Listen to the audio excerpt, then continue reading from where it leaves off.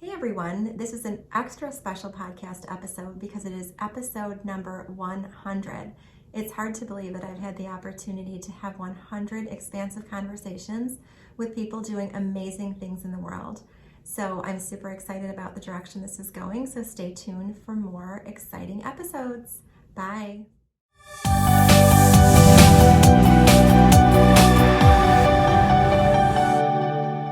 Hi, I'm Pam, and I would like to welcome you to the Live Authentically show.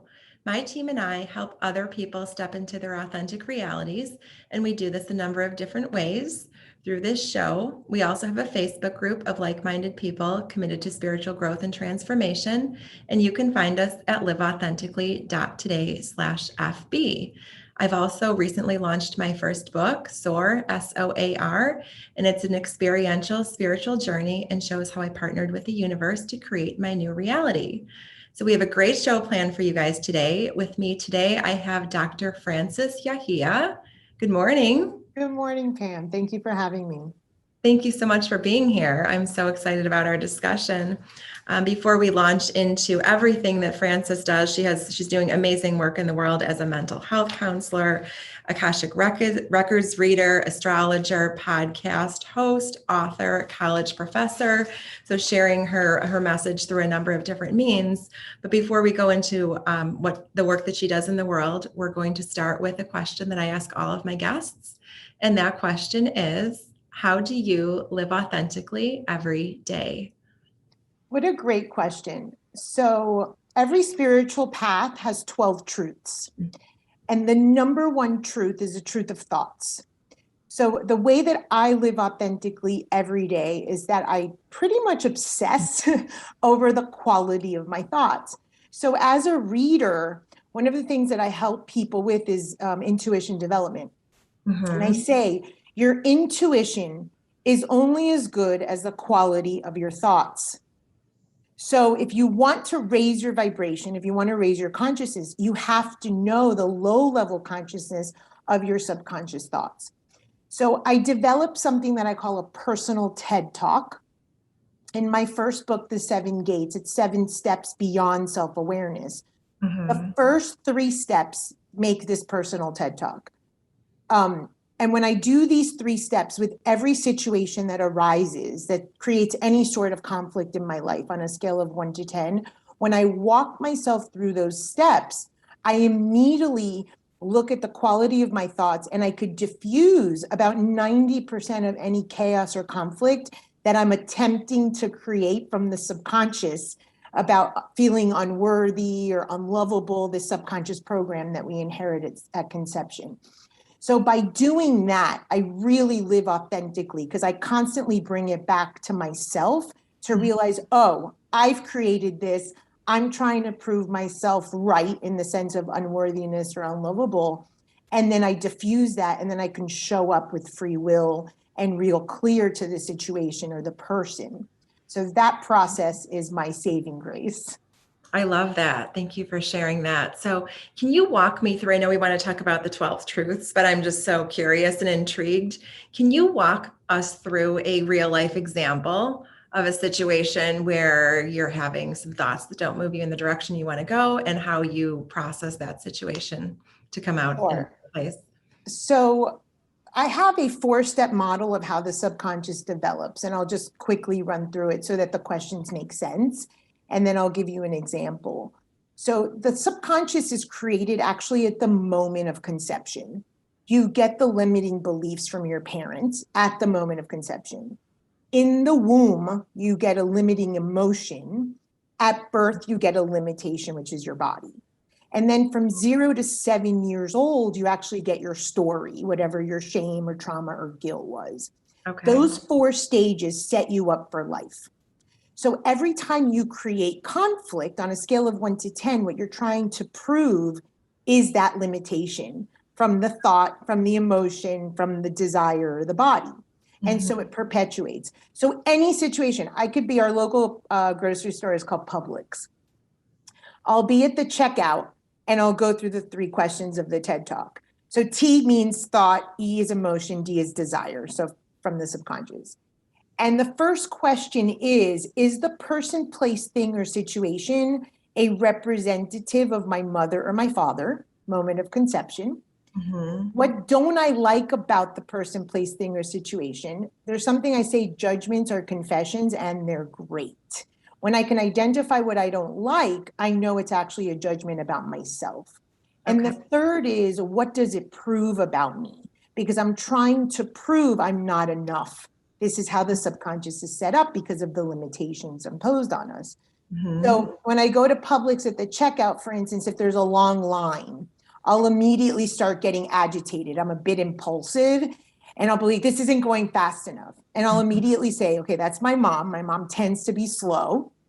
What I don't like about it is that my time is valuable or I'm in a hurry. So it checks me that I'm the one that if I'm not doing, then I'm not valuable, which is the third question. What does it prove? So it proves unless I'm in action or doing something, I'm not of worth.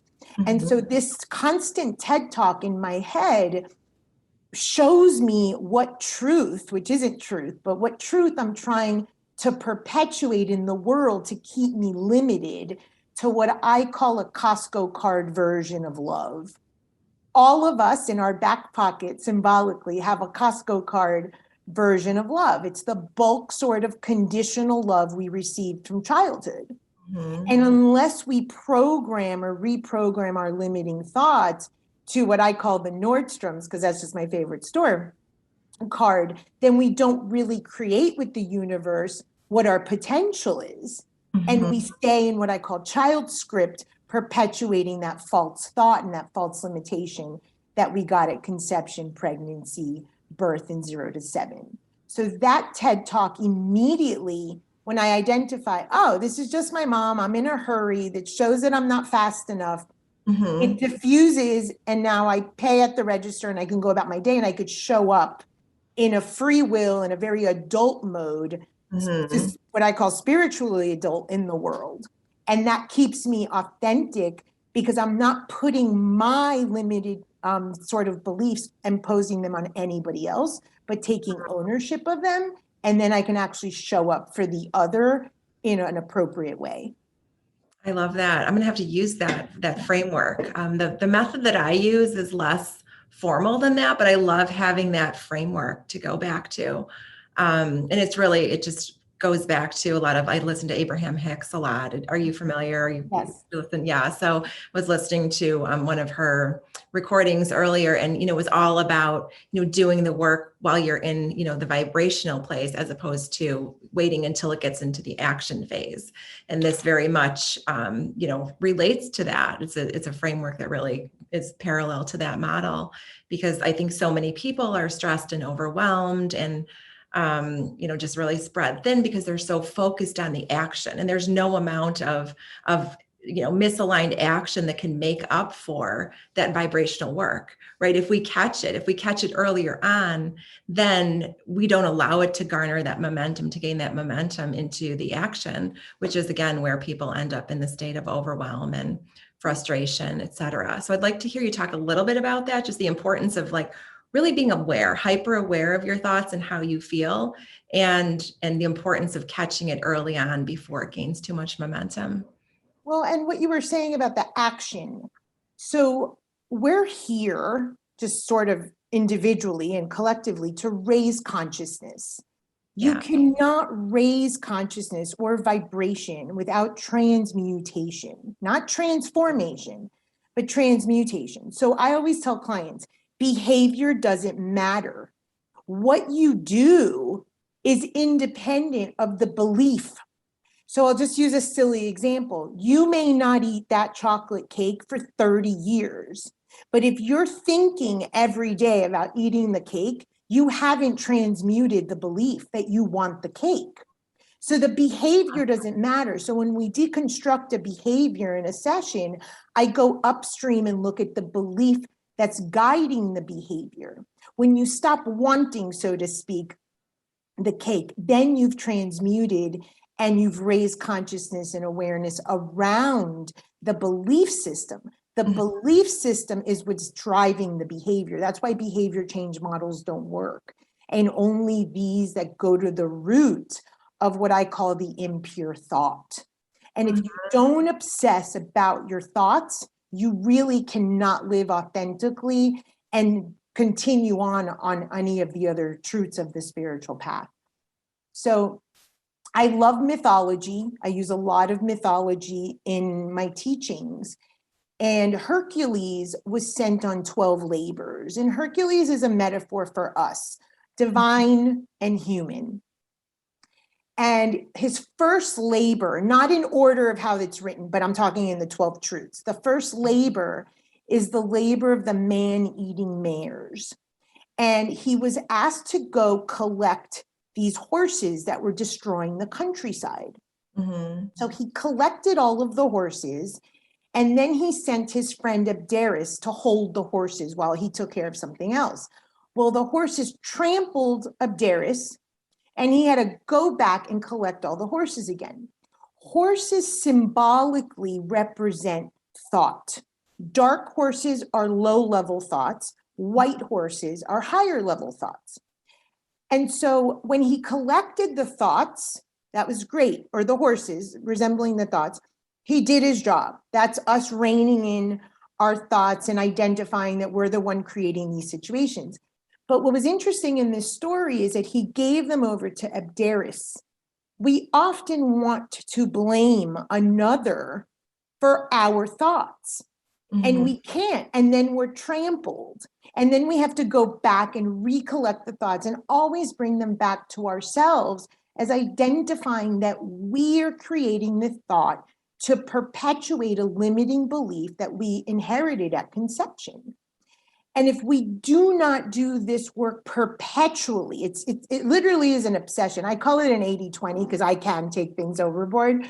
But 80% of the situations on a scale of 1 to 10, because the subconscious does not care what level of conflict you create. If it's 1 or 10, to the subconscious, it's the same exact thing. So with clients, I put their conflict on a scale. And I'm like, okay, on a scale of 1 to 10, what was that? If we start work at 8 or 9, and eventually we're at 2 or 3, we've gained some awareness here. We want to create smaller conflict. Yeah. But it's always rooted in the subconscious thought, I'm not enough, I'm limited, I have to prove my parents right. This a conditional version of love that we got at conception. And that really is the purpose of obsessing about those thoughts. So that myth, besides explaining how we work with our thoughts, also speaks to the fact that truth one of any spiritual path, the obsession of our thoughts, is something that we will repeatedly, like Hercules, fail at. And we have to do it day in and day out. This is not a checklist that you could check, did that once, and now we can move on to truth two. It's something that we do every day, day in and day out. So I use a law from the universe called the principle of correspondence. This is personally my absolute favorite law. I had cancer for over 5 years, and this is how I saved myself with this law. The law states, as within, so without, as above, so below. So there are 7 planes in the universe, but as humans, we're only allowed access to 4 because of the density of our body. This is sort of like a cheat sheet or a shortcut to see the higher planes of the universe. It's like removing the veil. Okay.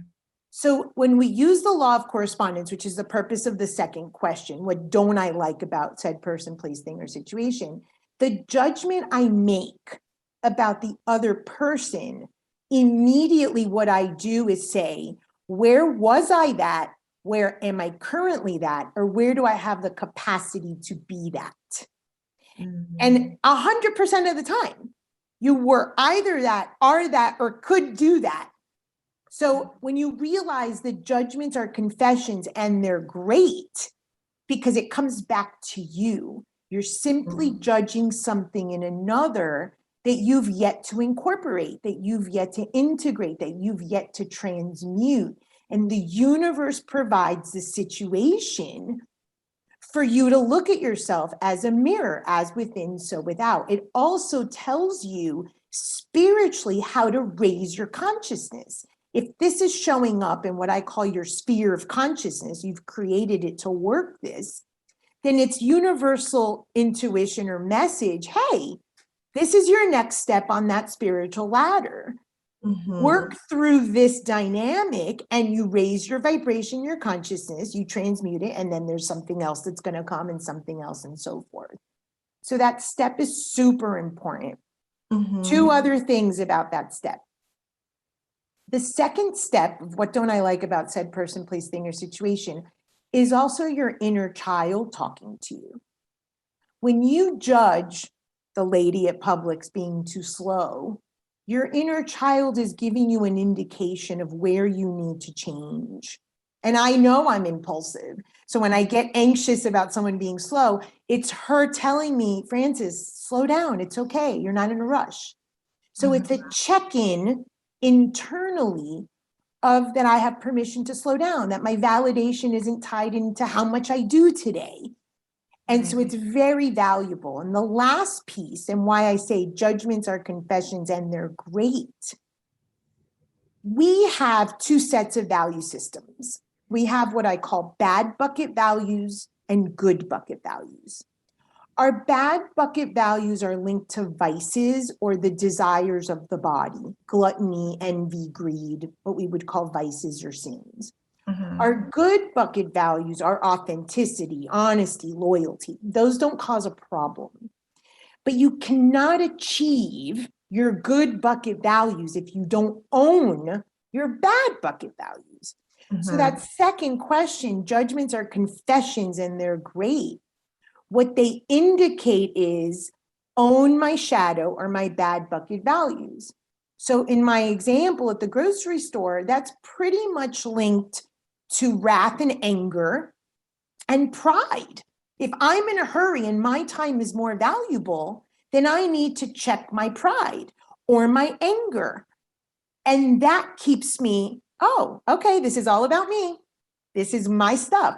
When I own that shadow aspect of myself, then I can really live authentically and own my light bucket or good bucket values, which is the way I want to show up in the world. But you can't live in the light or authentic if you don't own your shadow.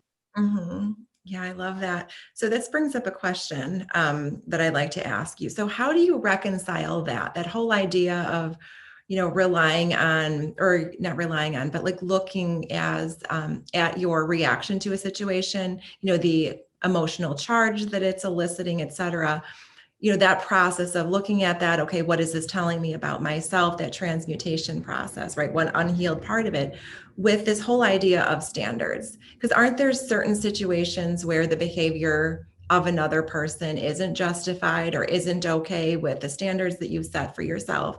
And are there some situations where it simply doesn't fall in the bucket of something that needs to be changed within you?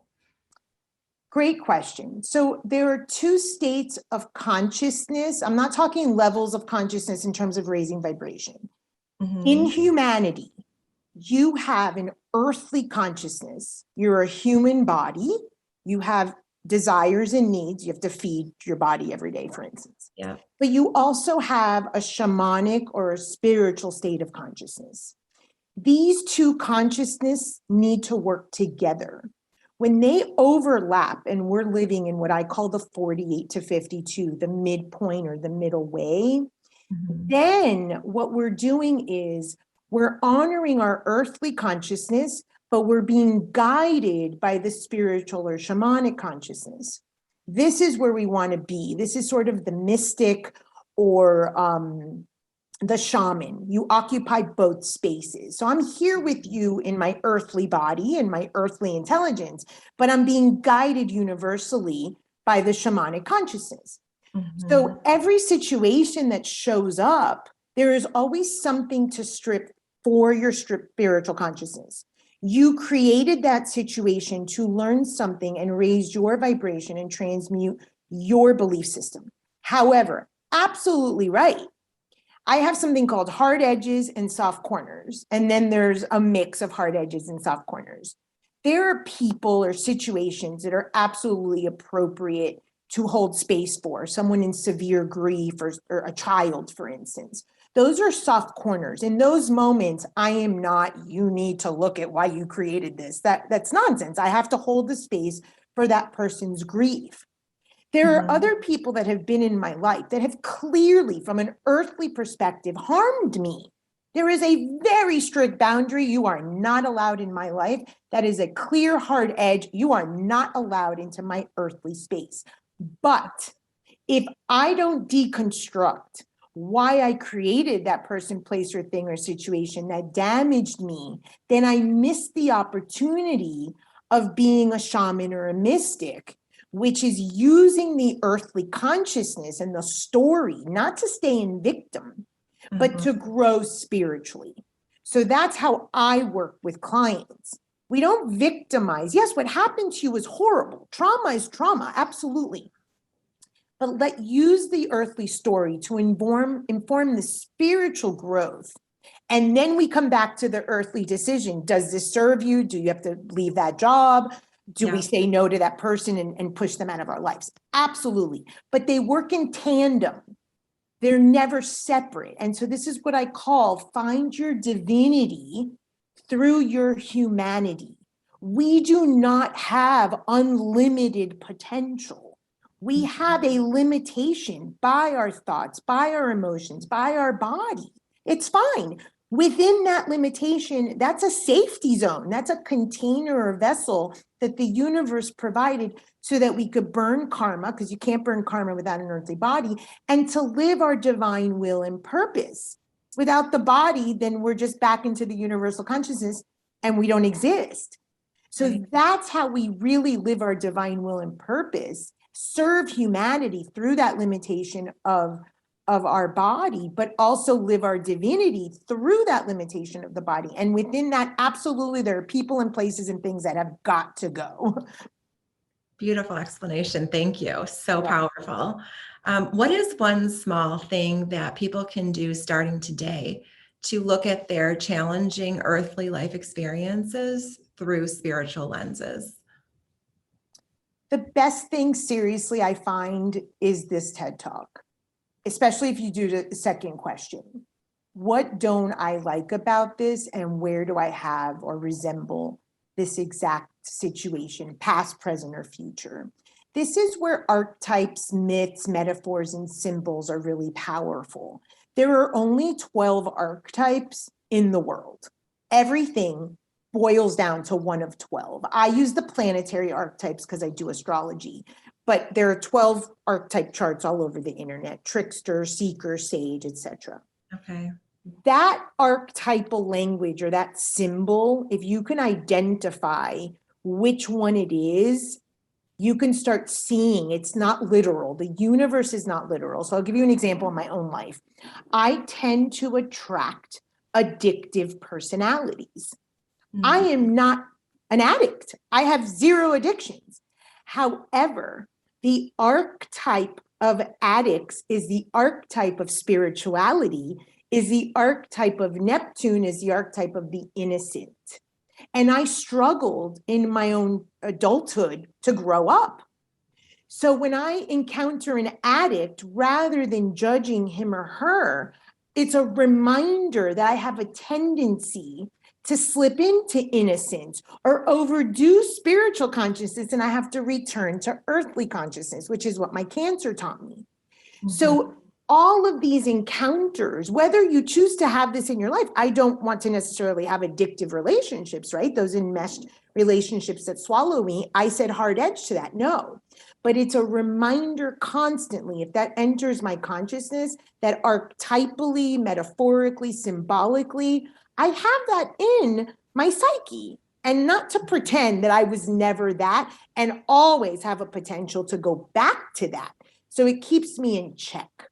That's the best question. What don't I like? Where have I had it, currently have it, or have the potential to have it? That's a game changer. It sure is. Yeah, I love that framework. So powerful. So let's move through some more of the truths. I'm just going to kind of open it up to you. I'm just so captivated listening to you talk about all this that I would love to, just hear where you'd like to take it next. Okay, so these 12 truths are found in any spiritual tradition, philosophy, religion. I'm going to tell them in order. And the way I teach them and write them in my books, they're linked to the Herculean labors.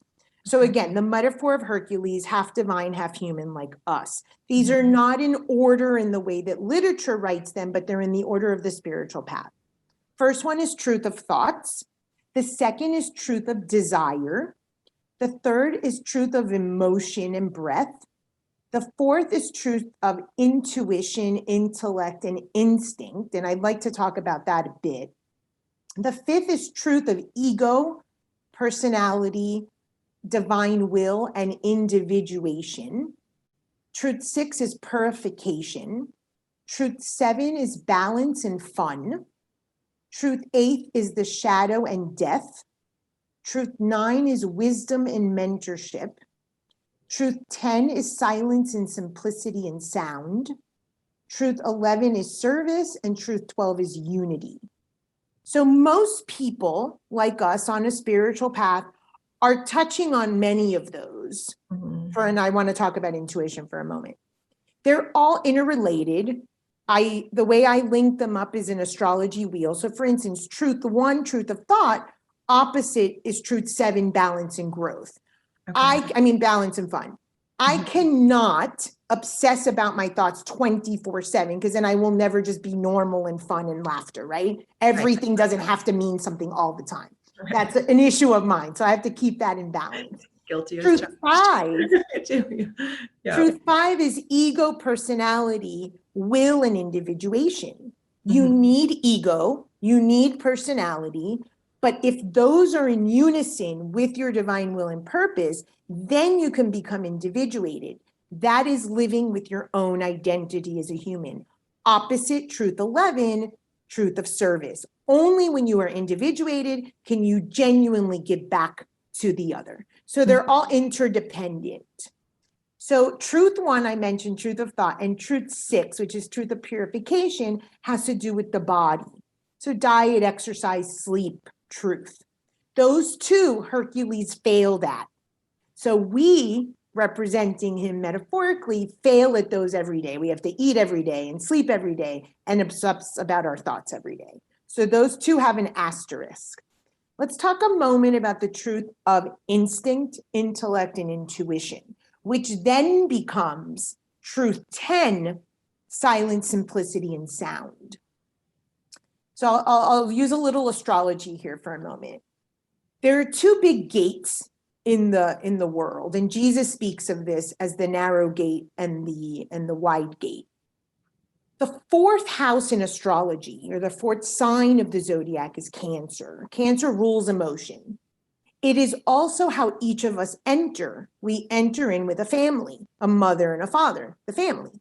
Yeah. That gives us a low-level consciousness.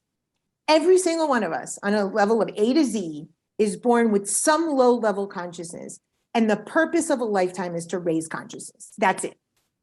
Through step 5, which is the individuation process and living out our purpose and our will. But you first have to identify you have a low-level consciousness. How do you do that? Go back to truth 1, your low-level thoughts perpetuating your limitations.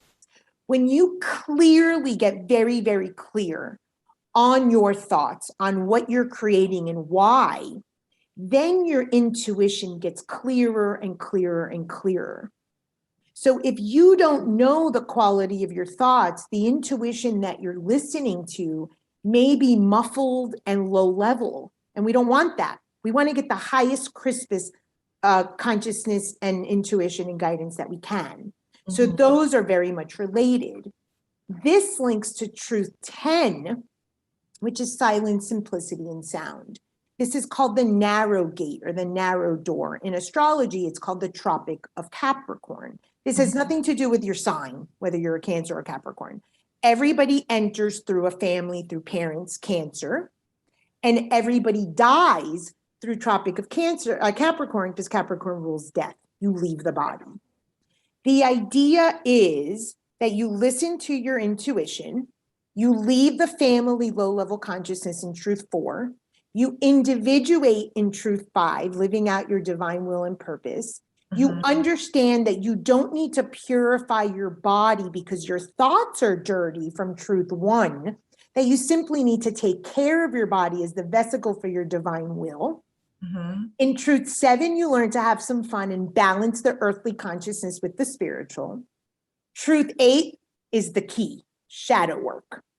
If you do not confront your shadow and kill, so to speak, that which keeps you at a low vibration, you cannot go into truth nine, which is wisdom and mentorship, and spread your message that only you could spread to the world. Once you spread the message in truth 10, it's simplicity, because you realize that it's the same message that everybody has figured out, but in their own way. I have a hashtag no new stories. It's just I say it different than you, but we're saying the same thing, right? Yeah, yeah. And then once you really sit in that silence and understand the simplicity that this is just about being human and spiritual in an earthly limited form, then you could sit with your thoughts and you don't have a lot of noise. The silence is what's in your space. This is contemplation. This is where you really can sit in silence with your thoughts and be comfortable with everything that enters. Then you could give back as the servant. And then at 12, truth 12, truth of unity, you realize all along you have been everyone, everyone is you. In spiritual literature, we're all one, there is no other. So that's the full circle. Now we're constantly evolving through different levels of these. So I might be at level truth 4 today at a lower vibration. Next year, something teaches me to increase the vibration. But truth 1 and 6, we are constantly, day in and day out, need to do, like Hercules, who failed at those labors, we do. We have to nourish our thoughts or identify our thoughts, and we have to nourish and take care of our body daily. Those two are required. No one ever has a control over their thoughts, and no one ever can't nourish or take care of their body. So as those two keep us limited, our limiting thoughts and our body is what allows us to do all the other work that we're here to do. So I want to say one more thing about intuition and the Cancer. In the Jesus story, and I teach Jesus from a metaphysical perspective, there's a lot of information, juicy information in that myth. Jesus was born in a manger. Do you know why? I'll have you tell us. The word manger in Latin means praecipe. That's the constellation of Cancer. Because Jesus was promoted to be divine, no conception story, there was no impure thought at the moment of conception, unlike us. They needed to educate us symbolically and metaphysically that we too have the potential to earn Christ consciousness. But you must enter the manger, the family, the low-level consciousness, the animal nature of the manger. And then in Capricorn, Jesus was born earthly as a Leo. But in spiritual literature, all masters are Capricornians, not because of the sign, because of the knowledge of simplicity, silence, and sound. That as a spiritual master, really owning that you understand that you are human and divine, then you can sit in the simplicity of the teaching. And you can sit in truth 10, knowing that you're human, that you're divine, and within that limitation and that divinity, now you can serve and come back to understand that we're all one. So the fourth door, the fourth gate of Cancer, of the truth of instinct, intellect, and intuition, is so that we can then become the higher vibration in truth 10. But you have to follow the rest of the truths in order to get to that door. And the narrow door is symbolic that this is your path. And in part, it's lonely because it's yours to do. It's not the mass collective of Cancer, what's called the beehive. You must leave that low-level consciousness and find your way of living your truth. And you leave people behind. That's just the reality of it. Not everyone fits through that narrow door. Wow. Fascinating. I could listen all day. I am totally hooked, and I'm going to check out your TED Talk. We are getting ready to wrap up here, but I would like to give you the opportunity to end with any words of wisdom, et cetera, that you'd like to leave our listeners with. And then also would love to hear where we can find your information so we can keep in contact with you. Absolutely. So if you like these topics, my YouTube channel has hundreds and hundreds of hours on universal law, metaphysics, myth, symbol, metaphor, psychology, depth psychology, symbolism, you name it. So have at it. It is amazing content. I do run a metaphysical college, Hidden Truths College of Metaphysics, and these are the teachings that we teach there. On my website, dryahia.com, that's YAHIA, there is a list of workbooks that go with every one of my books. There's one on universal law and the 12 truths. There's one on the moon, if you want to understand your generational trauma and your trauma code. There's stuff on the subconscious from the moment of conception. There's relationship models. There's family models. I have books on all types of models, and all of the workbooks are for free. I also have a Patreon page. For $10 a month, you get the first truth with the literature on the truth, and each month you get a new truth video and worksheets to work through. Amazing. Thank you. Well, thank you so much for sharing that and for being here today. I thought our discussion was absolutely exhilarating. So thank you very much. And thank you to our viewers and listeners. I so appreciate you for being here and listening to everything that Dr. Francis Yahia has had to share with us today. Thank you, everyone, and have a great day. Bye.